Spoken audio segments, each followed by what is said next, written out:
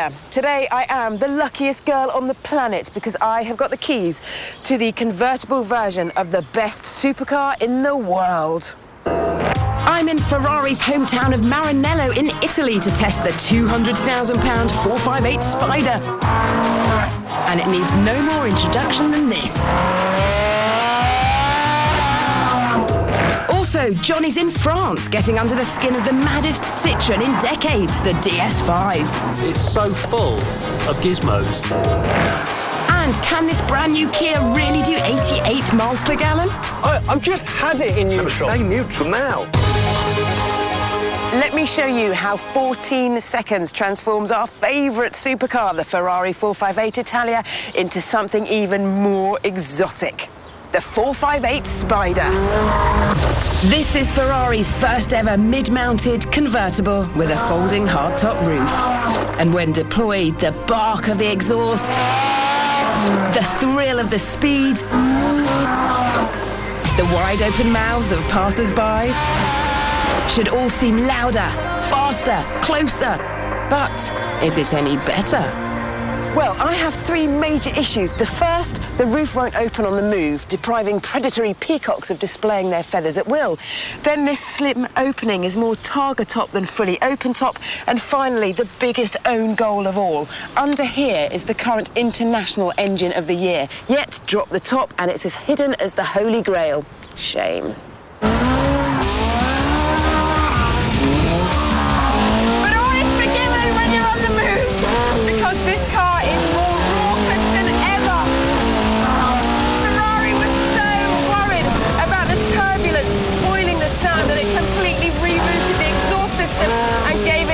Silencers.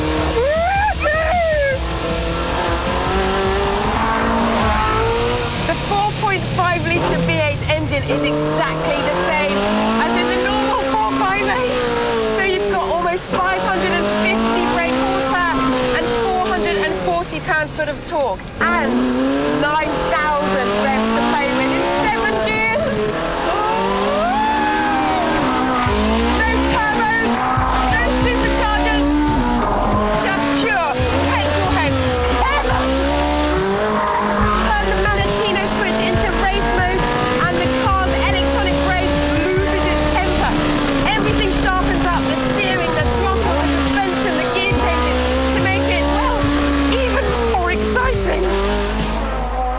In the year, Ferrari upgraded the normal 458 to have an even more aggressive race mode than before. But they haven't given the Spider the same upgrade. Is that missed? No! 0 to 62 remains unchanged from the 458 Italia at 3.4 seconds. But I have some bad news. Instead of doing 202 miles an hour, this car is slower. By 4 miles an hour. It's phenomenally quick, but has the roof destabilised the handling? When you chop a car's top off, the body becomes less rigid. Also, the aluminium hood here makes this car 50 kilograms heavier than the 458 Italia. To counteract this, Ferrari has beefed up the sills to make this connection stiffer, and these handsome humps become the car's rollover hoops.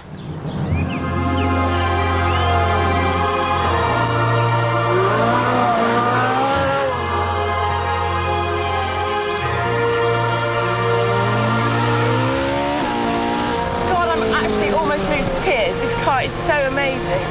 Oh my God. But enough about that. Oh my God, that's really weird. Wow. I think I'm just swept up in the whole romance of it all. A red Ferrari in Italy on Mountain Road. I cannot fault this car's handling. The turning is so superb. Woohoo! The oversteer is progressive and nice and manageable.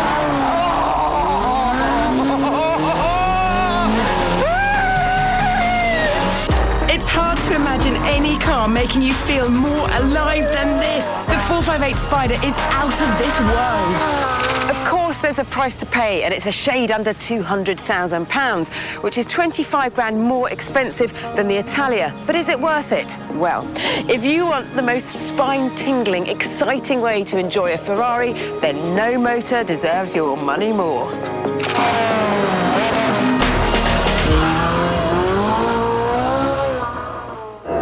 Next up, we all get our paws on an important new car and suss out if it's any good. It's the team test. Today, the team are testing the brand new Kia Rio. We've got our hands on this diesel version, which will set you back £12,700. And get this, Kia claim that with its eco-dynamic engine, it'll do 88 miles to the gallon. They say it's the most fuel-efficient Super Mini on the market. Rio, all new, not facelifted. It's not gorgeous, it's good. I think it's a pretty handsome, well-proportioned car and really good quality. So its main rival is the Fiesta.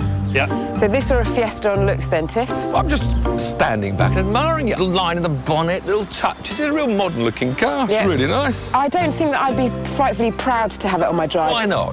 Because it's not quite the classy car that I would go for. I think she would have liked something sexy for the money. And that's a fair comment, because it's not as cheap as you might think. Solid. Tried to pull a few bits of plastic off, but they were firmly stuck down. I really like those buttons. Yeah. They're just instantly sort of grabbable. You couldn't tear it to shreds, could you? Do you know what I found over here? Traction control. Well, hey, we've obviously got a few GGs here that need reining in. Da, da, da. Whip it off, Johnny. The battery's bigger than the engine. You see, having said I wouldn't be embarrassed to have it standing in my drive, I'd be embarrassed to start Have it it up in idling my in my drive. drive. They claim with that 3-cylinder diesel turbo engine, 1.1, that it'll do 88 to the gallon, Does it rattle a bit? claiming to be the most fuel-efficient internal combustion engine car in the world at the moment. So, we thought we'd try and see if we could match that. I was being steady Eddie. That's good. I don't enjoy it. No, you're not supposed to be enjoying it. Not You're supposed to enjoy be it. She got bored within about 2 miles. 2,000 RPM, Lift 40 off the miles an throttle, hour. let the car 60. No, I haven't got the patience for that, Tiff. I've got to get back on the throttle. The engine was bogging down. I really couldn't waste my life anymore. Well, you won't brake for this. Oh, you brake. Captain Slow Coach got in. This develops maximum torque at 1,500 RPM. So on that basis, I'm going to try and just keep the revs around that sort of area, really. And was coasting down hills. Lock it to neutral. Look down. Good, you're in neutral. Lock it in neutral. I've just had it in neutral. Stay neutral now. There. It is illegal, but we're on a racetrack on private property, so it's okay. Tiff went at it like a bull in a china shop. Right, so traction's off then. Where's the traction? Tiff just drove it to hell and back, basically. Let's go for the flyer and then I don't get it. Oh, man. My biggest worry with that little diesel engine was it actually started slowing down, going up big hills on full throttle. This is full throttle uphill at Do you know 40 what? miles an hour. And this search for maximum miles per gallon, I'm a bit worried there's so little power, you're going to have great big lorries coming up behind you. This is not funny. It's not funny at all. What MPG did we get? I did 34. Horrendously nowhere near the 88 that's been claimed, though. Johnny did 45.7. Which is nothing short of miserable. And I did 18.0 miles to the gallon. He could have got an even worse score than 18 miles per gallon if he'd have really tried. Johnny, you're the winner. Right, scores on the doors for the Kia Rio diesel. Her name is Rio, and she's got a very disappointing engine. Marks out of 10 for the Kia Rio with the eco-dynamic engine, a wheezing 3. Mainly because of the warranty, because it doesn't look too horrific, I'm going to give it a 4. It's quite bad, really, isn't it? Despite its handsome appearance, the engine has no puff, and our valiant efforts to get close to Kia's astonishing claim of 88 miles to the gallon failed miserably. For that reason, the Kia Rio gets a team test score of 12 out of 30. And now a reminder of our fantastic competition. We're giving you the chance to win this fabulous 2003 Porsche Boxster S, complete with a 250 brake horsepower 6-cylinder engine and some of the sweetest handling money can buy. To make running your new Porsche as affordable as possible, we'll also include up to £1,000 towards your insurance, courtesy of elephant.co.uk. For your chance to win this fantastic prize package, just answer the following question correctly. Which company is famous for making the 911 model? Is it A, Porsche, B, Peugeot, or C, Ford? Text A, B, or C to 85559 or call 0904 1611 555 or post your answer, name and contact phone number to 5th Gear 2, PO Box 7557, Derby, DE1 0NP. Calls cost £1.53 from a BT landline. Calls from other networks may vary and from mobiles will cost considerably more. Texts cost £1.50 plus one message at standard network rate. Lines close at midday on Friday the 11th of November and 3 days later for postal entries. For rules, go to channel5.com/win. Good luck. Still to come, TIFF tests 2 hot rod German coupes to find out which is fastest in our shootout. And Johnny's in France at the wheel of Citroen's mega stylish DS5.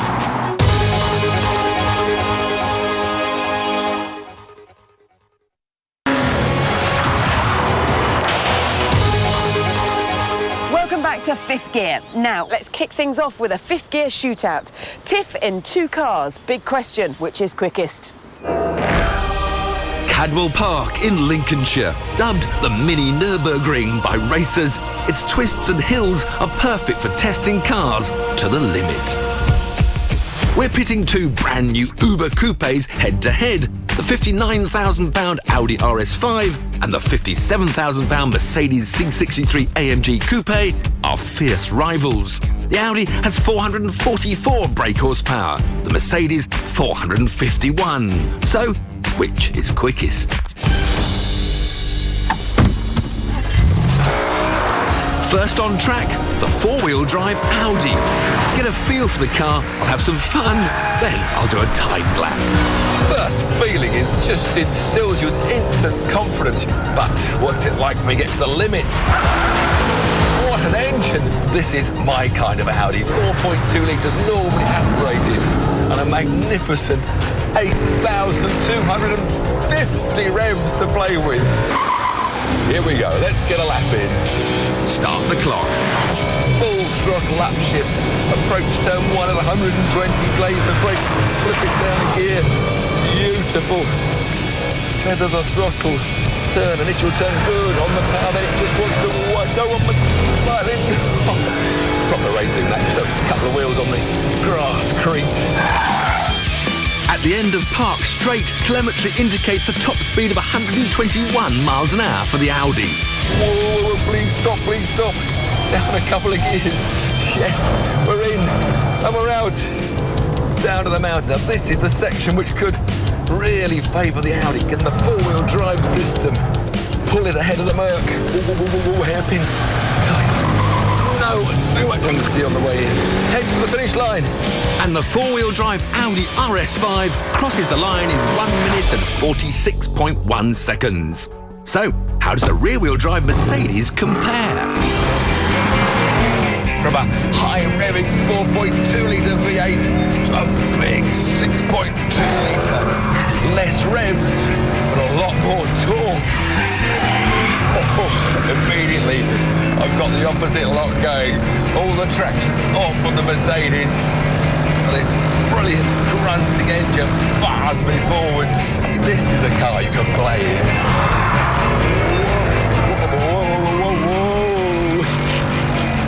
The Mercedes is so much more adaptable to a driver's inputs, but of course a little bit harder to get the power down with. The C63 is the first choice for driver satisfaction, but can it beat the Audi's lap time? Start the clock now into this fast, long uphill left. Can keep it neat and tidy, Tiff. Into Charlie's.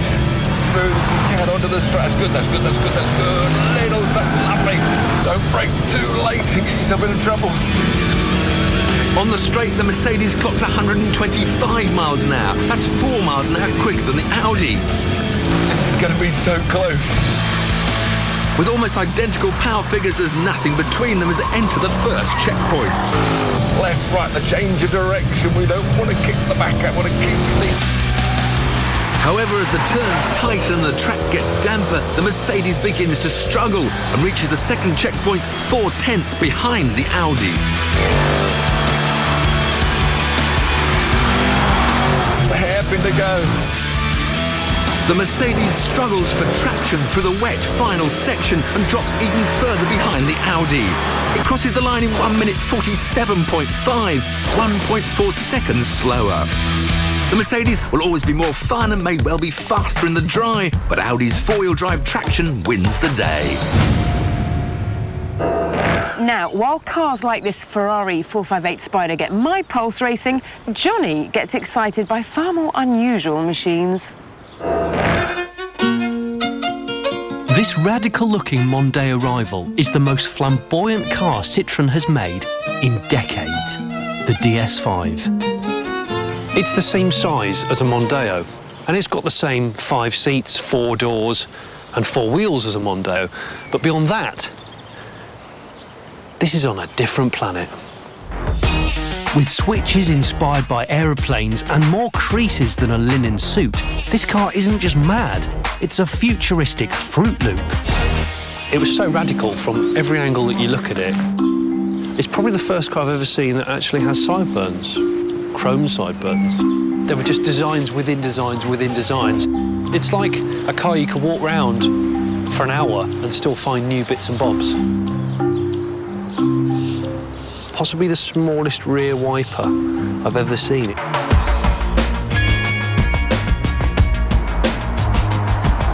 What's perhaps the most radical thing about the DS5 is its engine, or rather, engines. Because this is a hybrid. Not only that, it's the first production diesel hybrid in the world. At the front, driving the front wheels, is a diesel engine, 160 horsepower, and at the back is an electric motor, 37 kilowatts. So together they're 200 bhp and they can be four-wheel drive. They're not connected by a drive line, they're connected by electrical power. It's certainly a lot cooler than most hybrids. The car we're used to seeing is like the Prius and the Insight. Well, the problem I have with those two cars immediately is they both look like old people's shoes. This just blows them both out of the water in terms of radical thinking. There are financial reasons to love the DS5 too. It achieves 99 grams per kilometre, which means it's no money to tax, and it means you can drive it into the centre of London for free. Those two things are pretty big incentives when you consider that we're driving a big car. Citroën filed 300 patents when designing this hybrid system. It really is the best I've seen. If you need extra traction, there's a four-wheel drive mode, or you can run solely on battery power. Gone is the sound of the diesel up front, and I can run up to 37 miles an hour for 4 kilometres. There is a problem, though. The thing that just totally let it down for me was the transmission. I've not got a problem with an auto traditionally. This one, though, is a tad dawdly. It's just a little bit, asthmatic. And that it harms it, it dents it for me. And there's another downside. It's expensive. The DS5 starts at about 23,000 quid, which is some 6 grand more expensive than the cheapest Mondeo. And then if you want the hybrid one, this one, it's going to come closer to 30 grand. Don't turn your nose up though, because with such a luxurious interior, the DS5 feels like it's worth every penny. It's a mobile Grand Designs. The leather is from Bavarian bulls, and the metal comes from the States, and it's polished in England. A really cool oblong clock. You've got the overhead aeronautical display, a sunroof over my head, a separate sunroof for the passenger, and then a separate sunroof at the back. And they've all got electric blinds. It's so full of gizmos. But Citroën has thrown another curveball at us. There's one more driving mode called Sport, which draws maximum power from both the car's engines. Can a large, blingy 4x4 Citroën hybrid crossover thing also be sporty?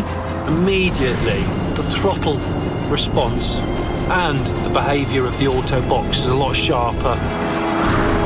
It's a big, tall car, actually, and it handled its own. Damping feels firmer, steering feels more communicative. It's a lot more sinewy than I thought it would be. But you've still got that slightly dawdly gearbox.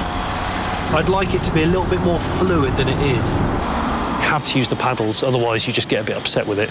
And even when you're driving economically, it's just that pause. That pause is like twice as long as it should be to change. But the gearbox really is the only problem. Everything else about this DS5 adds up to a car that's unlike anything else on sale. In the past, Citroën has either been utterly boring or weird for the sake of just being weird. But the DS5 manages to marry, well, futuristic French flamboyance with perhaps the cleverest, most luxurious car of this price range ever. It really makes the Mondeo look antique.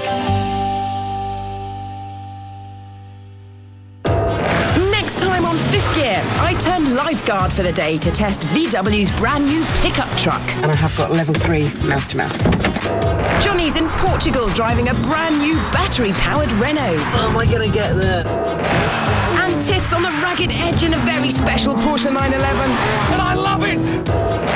And here's your last chance to enter our competition to win this peachy 2003 Porsche Boxster S, as well as up to £1,000 towards your insurance courtesy of elephant.co.uk. For your chance to win your very own Porsche, just answer the following question correctly. Which company is famous for making the 911 model? Is it A, Porsche, B, Peugeot, or C, Ford? Lines close at midday on Friday the 11th of November and 3 days later for postal entries. Good luck. Good luck indeed. Now from sexy cars to slightly bashed up trucks in unfamiliar territory. The Ice Road truckers are out of their comfort zone in a faraway land, taking on the deadliest roads next.